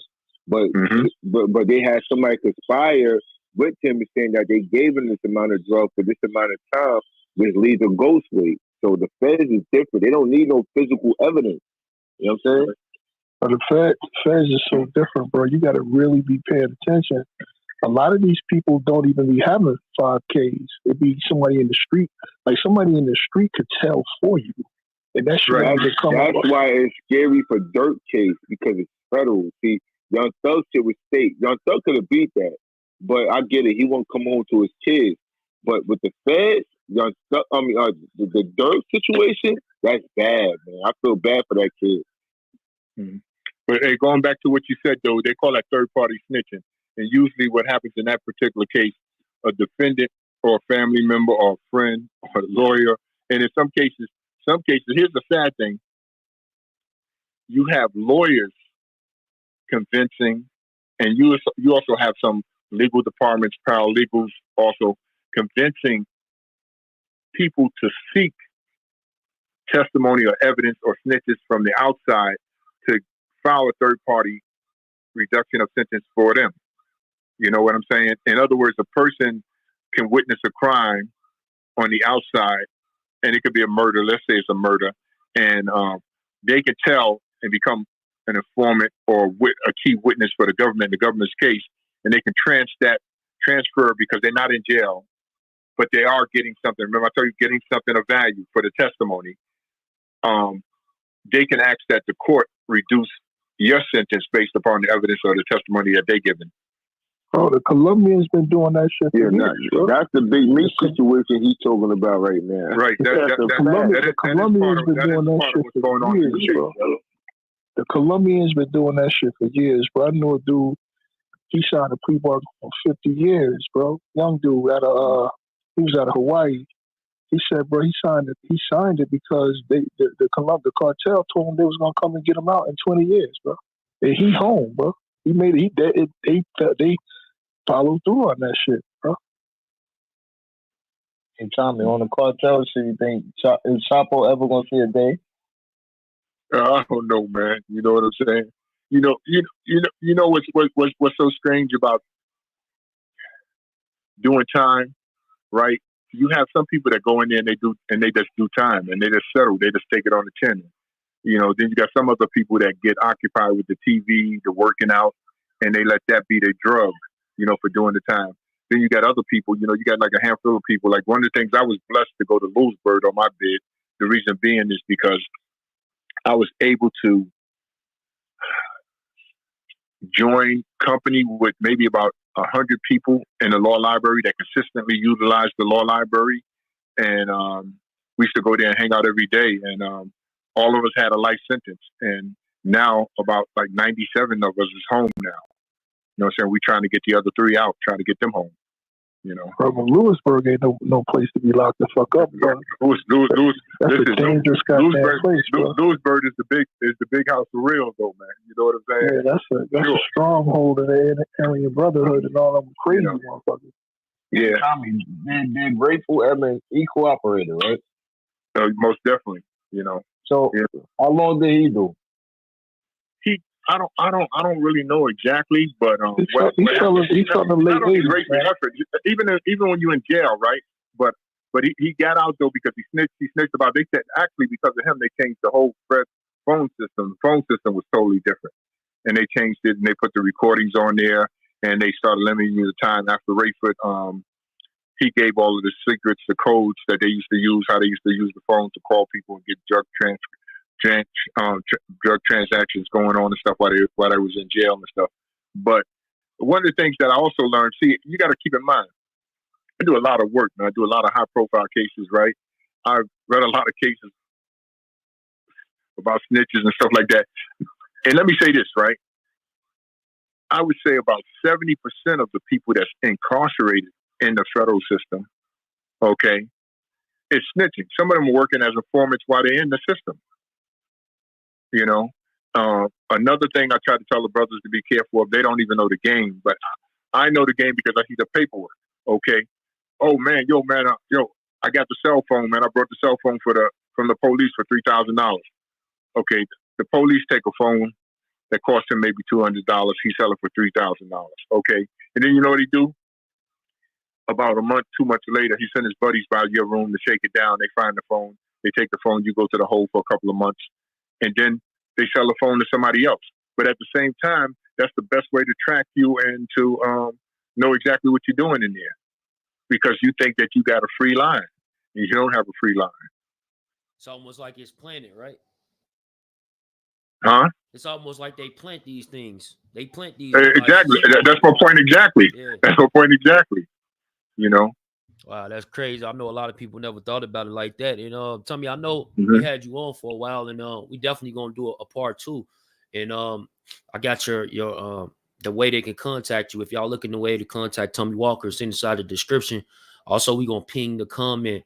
But before we get up out of here, I'm not sure if you had any chance to look over that case with Bimmy Etney, like if he had cooperated. Well, I'm familiar with it. You know what I'm saying? I haven't looked over any facts. I haven't done any investigation where I can give a adequate or professional opinion on it. You understand what I'm saying? But I do know Benny. I worked on this case because I did Prince case. I'm familiar with him. I actually talked to him on the phone. I was trying to get him to give me an affidavit. He wouldn't give me an affidavit because we was trying to get Prince home. And one of the things that a lot of people don't know, when Supreme went to jail, that the operation and the conspiracy and the people that worked for Supreme was actually different. They were intertwined. They know each other, but there was a totally different and separate and distinct conspiracy. You know, and so what we were trying to do is we were trying to prove that those were separate and distinct conspiracies and stuff. But you know, like I said, when you start, I'm just going to go back to what I started in the beginning. When you start going back to who's snitching and why they snitching and stuff like that, that snitching thing, man. I learned is something that you have to stay far away from because it can either get you hurt or somebody else hurt or somebody hurt that's actually innocent and not a snitch. You know what I'm saying? So I try to stay.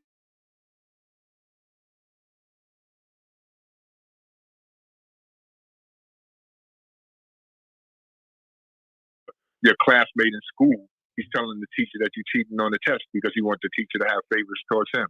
You understand what I'm saying? It's not that he's going to send you to jail. You know, you get got so many different ways. You know what I'm saying? The kid who got caught with his hands in the cookie jars and he had the crumbs around his mouth, he snitched on himself with that one.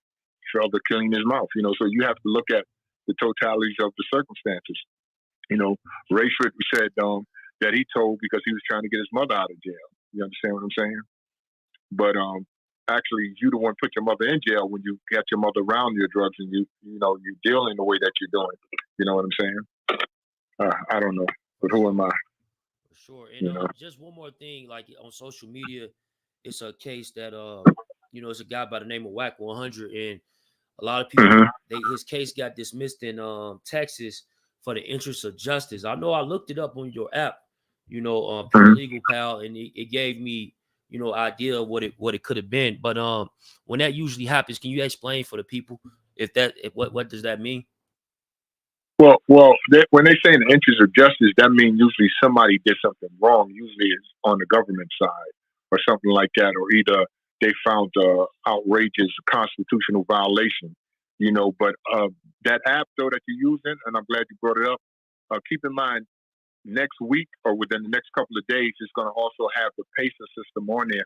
So you'll be able to go to these cases that you're citing and you'll be able to ask, for example, you might be able to give the name Tommy Walker. I don't know the case number. Give me the case number.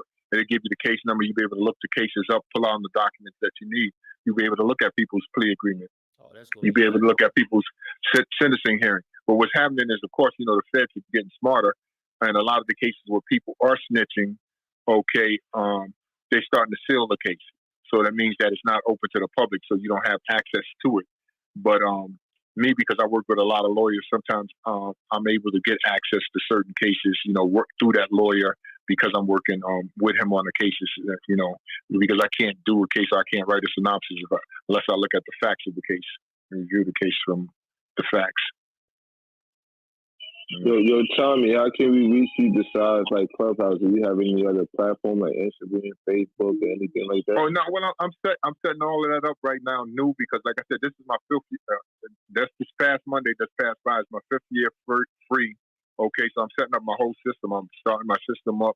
Most of the money that I've been making in my business, I'm reinvesting it back into the business. But that's part of the app. Like I said, the app I'm giving away free. See, the app, and I want you to understand this. It's excellent for fact checking. So when people are blowing smoke up your ass, you can just get it right on the app and check while you're right on the phone. It's also designed so that, say, for example, you're in the car, you're driving, you get pulled over by the cops. You don't have your license. You can just get on the app and say, listen, I just got pulled over by the cops. I don't have my license. What should I do? What am I entitled to? And the app is going to explain everything to you, what you should do, how you should handle it, you know, and so on, you know. I just got arrested. I can't get in touch with my lawyer. I can't get in touch with a paralegal to get any legal advice. What legal advice can you give me? It's going to give it to you. You know what I'm saying? I just received my motion. I got denied. I want to appeal it. How many days I have to appeal it? It's going to give you that information. But the more facts you give it, the more detail you give it, the more accurate information and data that it's going to give you back. So that's it's using artificial intelligence to do that. Right. That's what I incorporated in there. Artificial intelligence. Bro. What I did was I put my 30 years of experience of doing law and the questions that was asked to me constantly throughout. I went through the state. I went through the feds. All of the books that are mandatory for you to have in the states in the Fed system, I downloaded into the app system. So if you ask those questions about your case and stuff like that, about your circuit, your procedures, what you have to do and stuff like that, the warden does deny me relief. What should I do? It's going to answer. It's going to address and tell you how to do it. Also, Bro, for the that brother, is amazing, bro. I literally, no bullshit, bro. Let me tell you how dope that is. I literally, maybe a week and a half, 2 weeks ago, was having that conversation and said to someone that they need to come out with what you just said, bro. Bro, you all the way on point, bro. Let me tell you where else it is. Brothers who can't write that well and who can't speak that well, you take the app and you say, listen, man, I'm having problems with communicating with my lawyer. He won't communicate with me. I want to remove him from the case. Can you draft a letter for me? It'll draft the letter for you, and all you got to do is fill in the facts, your lawyer's name, your name and number, and stuff like that, and so on. Yeah, I even had Hey, bro. just to see if it worked. I even had to draft up a credit repair dispute for me. I was like, Right. I need Metro. I forgot what it was, one of the Metro forms, and I was like, can you write up this dispute letter? And it gave out the whole format. All I had to do is basically put it on paper and send it out to a credit bureau. Right. Well, real quick, bro. So is it audio, like text or audio? Audio to It's text. all of that. It's all that. On the phone, you can do audio. You can do audio. You can type it in. You can type it in. You can spell it in. What we're working on now is we connecting it to the federal PACER system right now, and we also connecting it to bilingual Spanish speaking, so that if you're talking to somebody in Spanish, it's going to translate whatever you're saying in the Spanish, and when they talk back to you in Spanish, it's going to translate it to I got a couple questions. Oh, this is really good, bro. I don't think people realize how. Bro, are you putting a paywall, or is this going to be something that people will have to pay for? Or yeah, they're going. What I'm doing is I'm giving it a test run to the first of the year, to January 25th. Is going to be for free. You can just utilize the test it, get back to me, tell me the kinks, what you think is not doing, what you think we need to do, what you think we need to do to enhance it.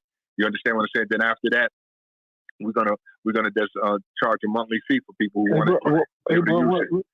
Have you ever thought about having it to where maybe the first 100 people can pay and get it for a lifetime? Let's say $100. You know what I'm saying? The first 100 people or whatever, right? Let me tell you something. I like that idea.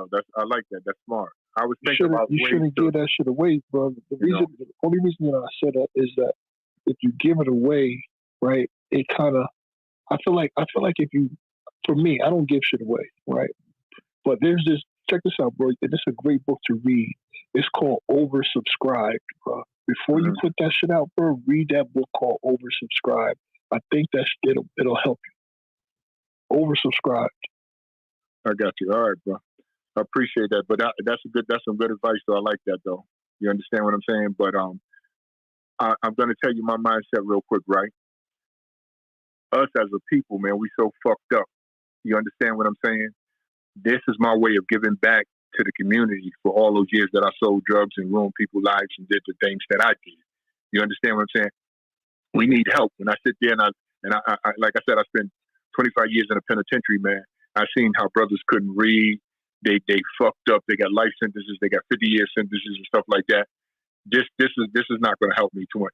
It's not going to hurt me too much to give it away because I make my money through lawyers sometimes, so doing work with them, doing CJA cases and stuff like that. You know, we need the help, and sometimes we can't afford it. We think we're doing it on our own. We think we're smart enough to do it, and we don't. We don't know.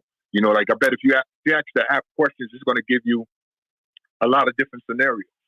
You know, and then you have to just choose from those different scenarios and stuff like that. But you know, I'm not.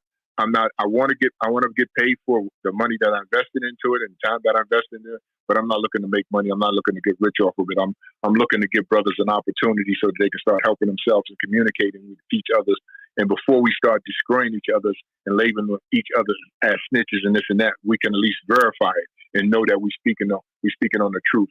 You know, I had an incident one time in my case where some drugs was missing and stolen, and I thought it was this girl. I thought she had took it from me, and every day I looked at her when I used to see her in the club. I wanted to go get the baseball bat and hit her in the head and stuff, right? And it wasn't until I got to my trial that I found out that the drugs that we had sent through, I think I forgot it so long ago. We sent through the bus station UPS. What happened was the police picked it up. The police had the drugs. I thought she had stolen. I thought she was lying to me that she seen the police and she had to run and she had to stash them. She don't know where the drugs was at, and that's why I said we just can't jump to conclusions, man. You know what I'm saying? Especially without facts. You know what I'm saying? We can definitely have our opinions, but make sure we have facts to support what we're saying. I think that's one of the reasons I'm so successful as a paralegal, because I deal with facts. I sit there and I listen to a person when I'm working on the case. They make the biased statements and stuff like that.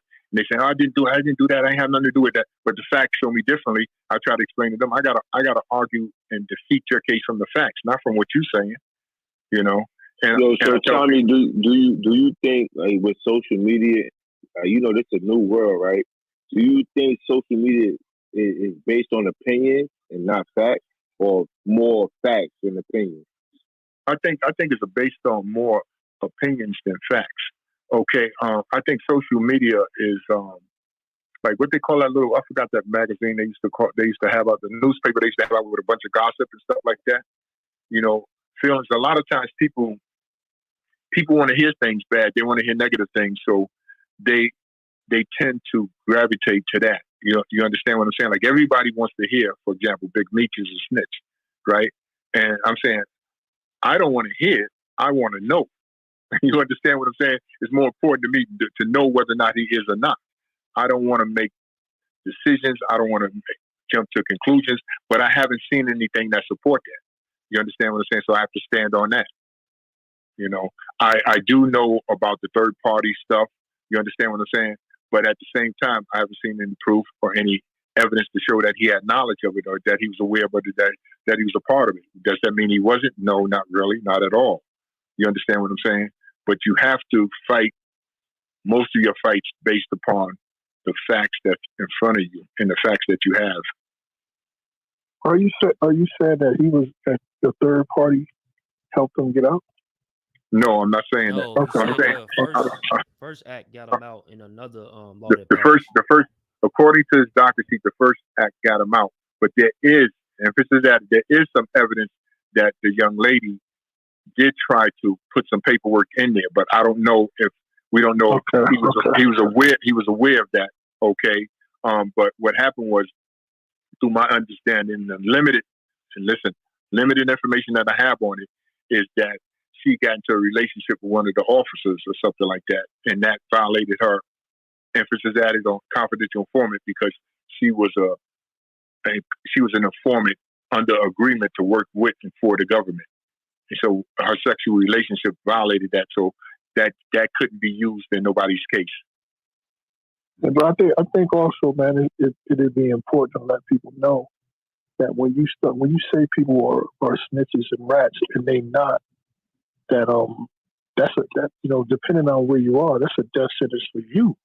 I know it really look cute on the internet, man, but if you ever tell them, passing that type of false information around, you end up in the feds, man. You end up in the casket. That's a death sentence. You're 100% correct. See, so it puts a lot of people's life in jeopardy, especially if they don't check and verify what they're talking about. You understand what I'm saying? A lot of this stuff is third party information. He say, she say, so and so told me that. Yeah, that's what I'm about to say, Tommy. Like, a lot of people don't understand. Like, you could be an informant unwillingly or willingly. Like, some people don't know that they working for these people and they working for them. You get what I'm saying? Right. Like,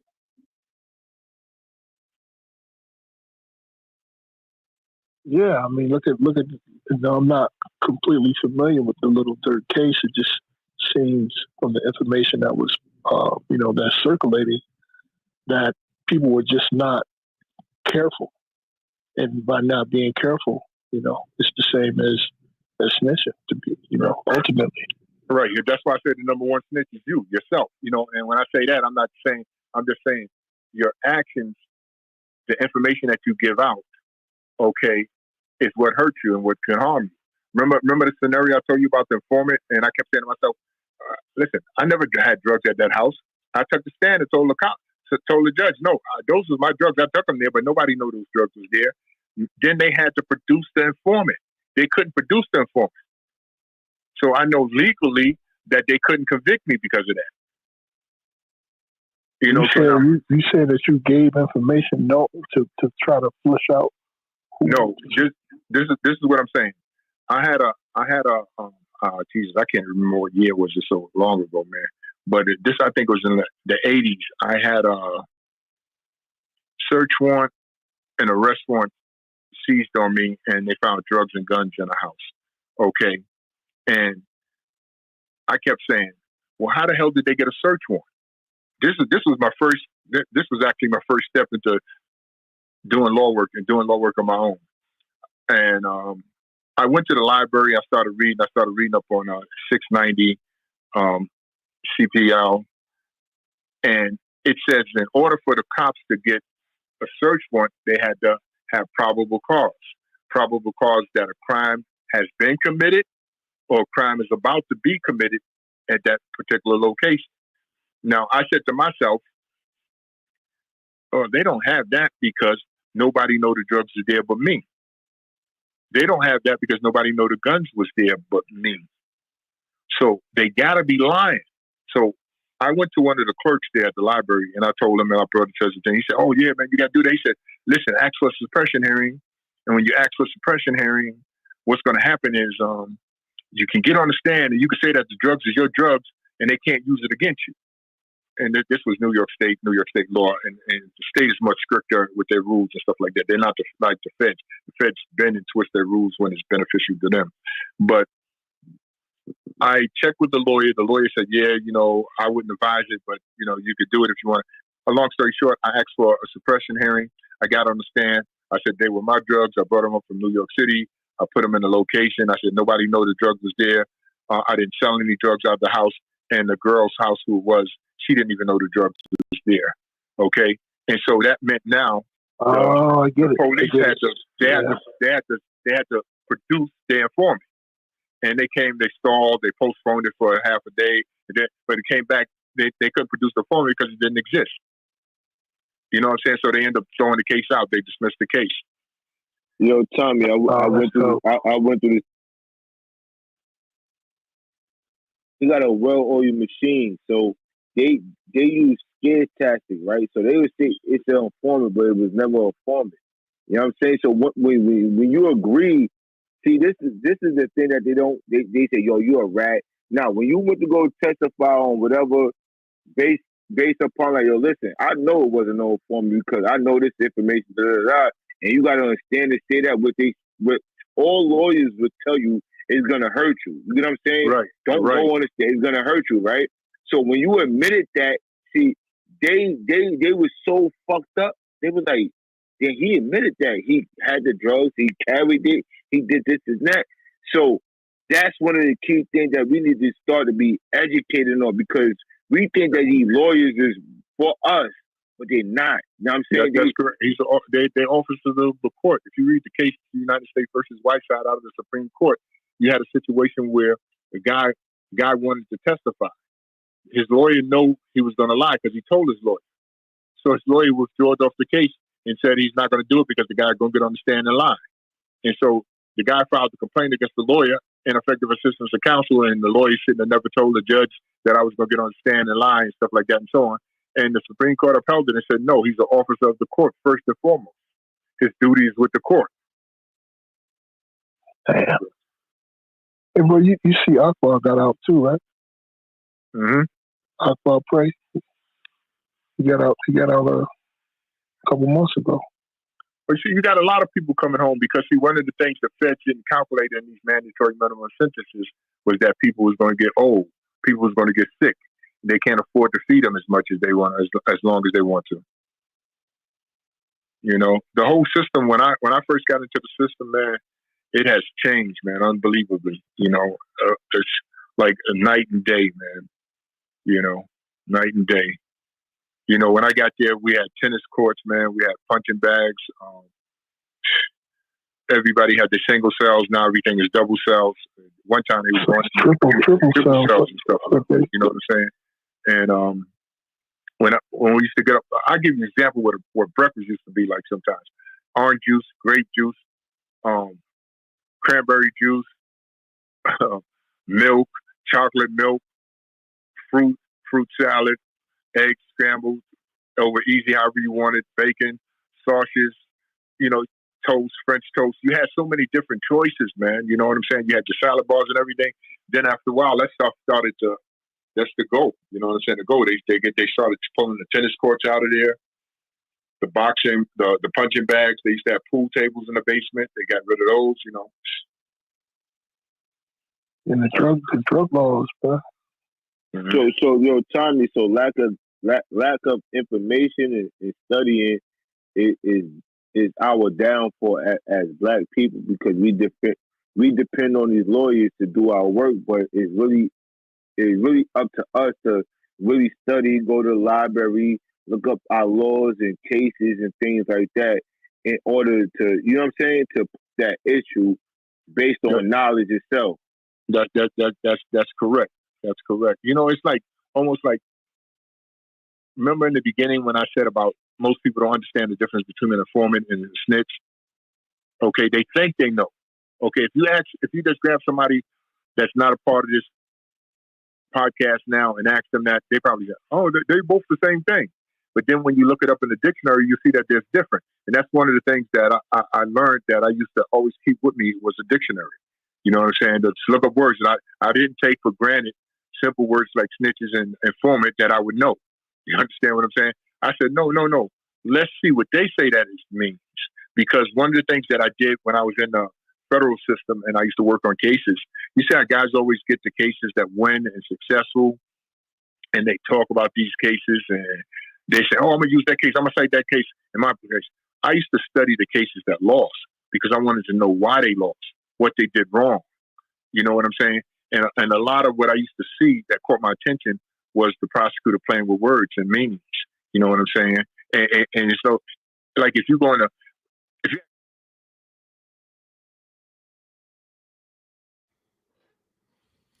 Yo, so there you have it, man. Said Tommy Walker, definitely, said a treat tonight. He put himself on a lot of game. Y'all go download that app called Paralegal Pal. You know what I'm saying? It's available on Tommy's website. And his website is, I'm going to have it in the description as well, but it's second chance. It's second, the number 2, END, second chance for the number 4, real.com. And it'll be available in the description, as well as I'm gonna ping it on the comments. And we definitely gonna have them back on, man.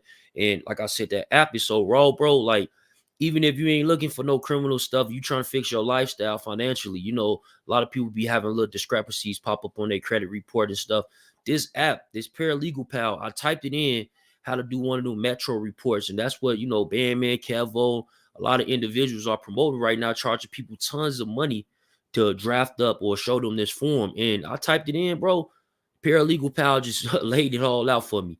All I had to do was print that out, or since it's on my phone, I can screenshot it, send it to myself, type it out or whatever. Yeah, Metro 2, bro. Metro 2. So I told him to write me up a Metro 2 form, and it did all that like in seconds. All I needed to do is write in the creditor, write in the name, and that's just credit. I'm just using that as for example, because I don't want you thinking that the app is based on criminal activity or trying to find out who's a snitch or who's not a snitch, because it's bigger than that. As well as, like he even mentioned, you getting pulled over by the police. You don't got a driver's license. What are you doing in this situation? You can ask Paralegal Pal, what are you doing in that situation?